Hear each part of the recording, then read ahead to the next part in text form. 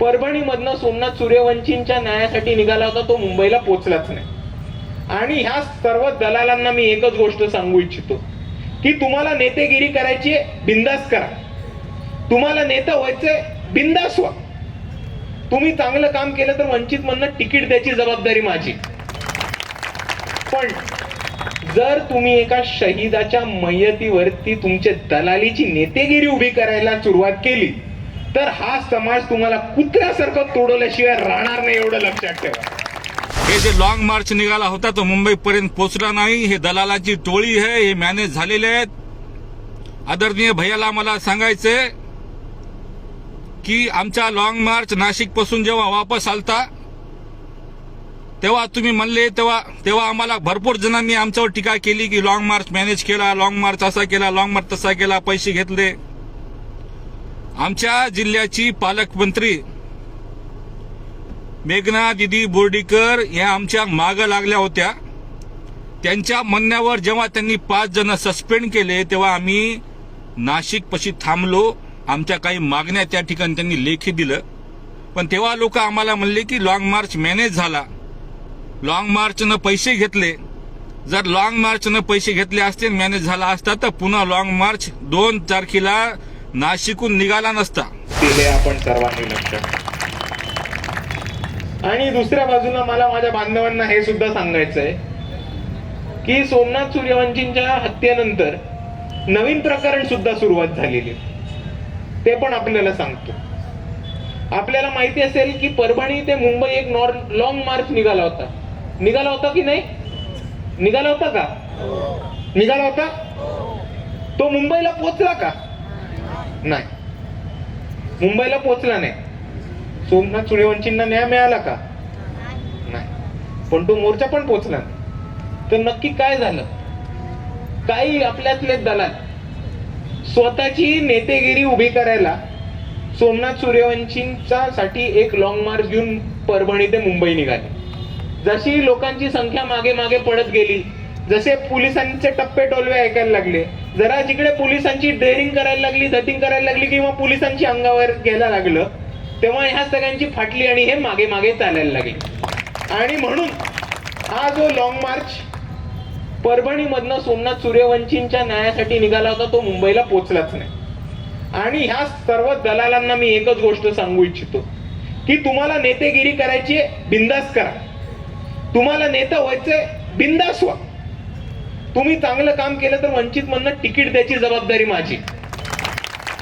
पण जर तुम्ही एका शहीदाच्या मयतीवरती तुमच्या दलालीची नेतेगिरी उभी करायला सुरुवात केली तर हा समाज तुम्हाला कुत्र्यासारखं तोडवल्याशिवाय राहणार नाही, एवढं लक्षात ठेवा.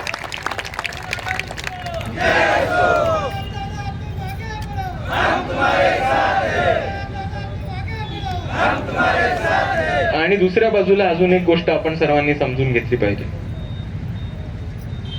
की आता एक नवीन वारं या देशामध्ये राजकारणामध्ये व्हायला.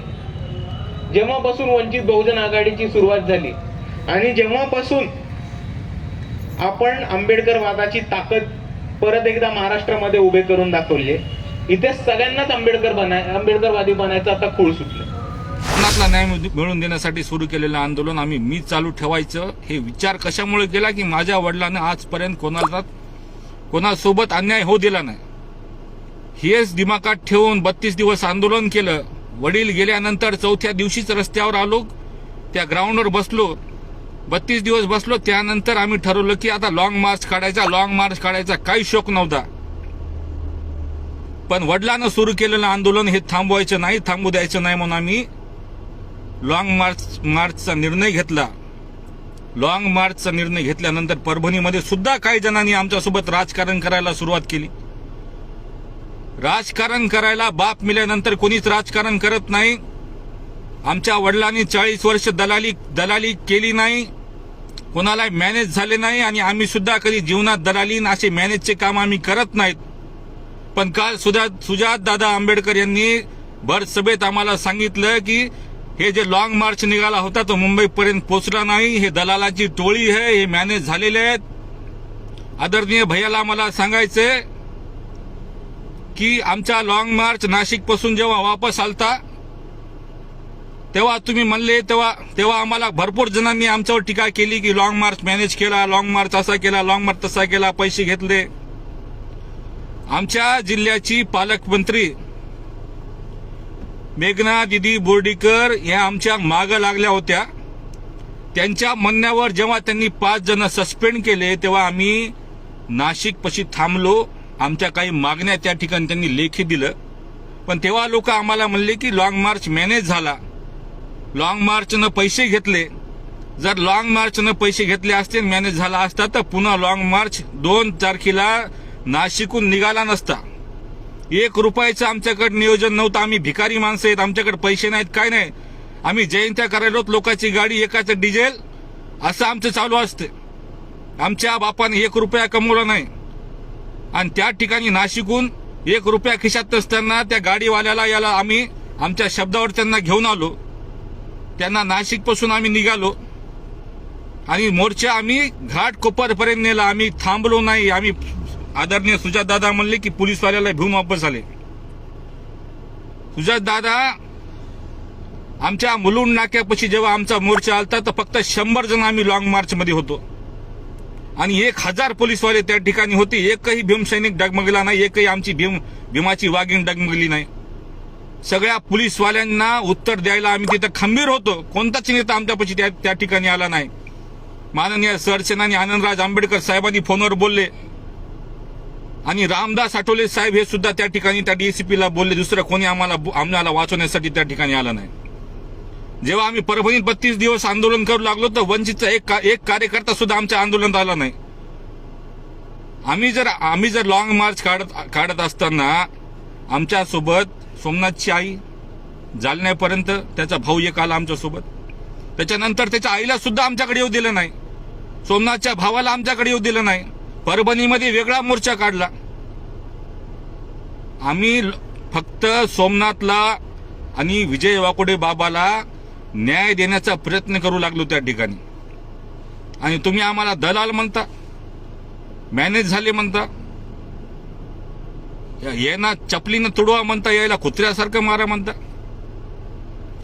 आंबेडकर चळवळ जर जीवन ठेवायचं काम आम्ही करत असू आणि ते जर चुकी असेल तर आम्हाला काय करा, तुम्ही फाशी देऊन टाका, मारून टाका, पण असे आरोप आमच्यावर लावू नका साहेब. कारण की बापासाठी आम्ही आंदोलन केलं होतं. आम्हाला शोक नव्हता, मला काहीच माहित नव्हतं. एवढा संघर्ष माझ्या वाट्याला कधी येईल मला माहित नव्हतं, पण वडील गेल्यानंतर हा संघर्ष माझ्या वाट्याला आला आणि ते मी करू लागलो प्रामाणिकपणे. माझ्यासोबत तुम्ही मला नाही बोलले साहेब, तुम्ही त्या महिलांना बोलले. त्या महिलांचा अपमान झाला, ज्या महिला ज्यांचं काय घेणं देणं नाही, पण परभणीमध्ये वाकोडे साहेबाला आणि सोमनाथ सूर्यवंशीला नाही भेटा म्हणून पायानं चलू लागल्या. 580 किलोमीटर महिला पायानं चालल्या, पायाला फोडा आले, पाय फुटले त्यांचे, काही जण चक्कर आले, एका बाईला हार्ट अटॅक आला. माझ्या हातावर गाडी गेली, त्याच दिवशी गाडी माझ्या अंगावर गेली असती तर बरं झालं असतं. असे शब्द ऐकायला मला आता भेटले तरी नसते.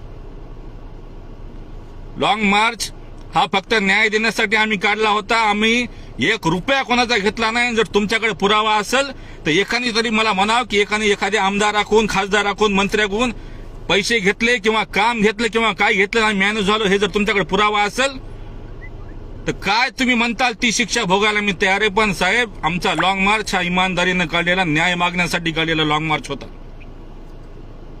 पहिल्या दिवशीपासून माझ्या वडिलांसोबत राजकारण सुरू झालं या ठिकाणी. वंचित बहुजन आघाडीचे कार्यकर्ते कुठं होते? जे परभणीचे वंचित बहुजन आघाडीचे कार्यकर्ते आहेत त्यांनी नेहमी वाकोडे साहेबाला विरोध केलेला आहे. 2019च्या निवडणुकीमध्ये वंचित बहुजन आघाडीकडून तिकीट मागण्यासाठी वाकोडे साहेब तयार होते. मुसलमान आणि दलित या ठिकाणचं समीकरण परभणीमध्ये बनलं होतं, पण त्या ठिकाणी परभणीच्याच काही फालतू लोकांना, वंचित बहुजन आघाडीची लोक एवढे बेकार आहेत परभणीमधले, मी तुम्हाला खरं सांगतो की त्या लोकांनी वाकोडे साहेबाबद्दल इतकं विष पेरलं त्या ठिकाणी की वाकोडे साहेबाला त्या ठिकाणी तिकीट दिलं नाही. जे लोक मॅनेज होतात त्याच लोकांना परभणीमध्ये आजपर्यंत तिकीट भेटलेलं आहे आणि ते मॅनेज लोक होणार आहेत. आम्ही मॅनेज होणारे लोक नाहीत. आम्ही कोणालाच मॅनेज होत नाहीत.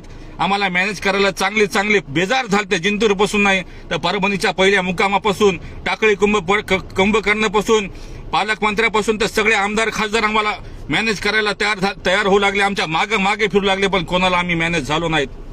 बाबासाहेबाचे आम्ही लेकरं आहेत. आनंदराज आंबेडकर साहेबांनी, माझा नेते आहेत आनंदराज आंबेडकर साहेब, मी रिपब्लिकन सेनेमध्ये काम करतो. आनंदराज आंबेडकर साहेबांनी त्या ठिकाणी आम्ही जेव्हा पोहोचलो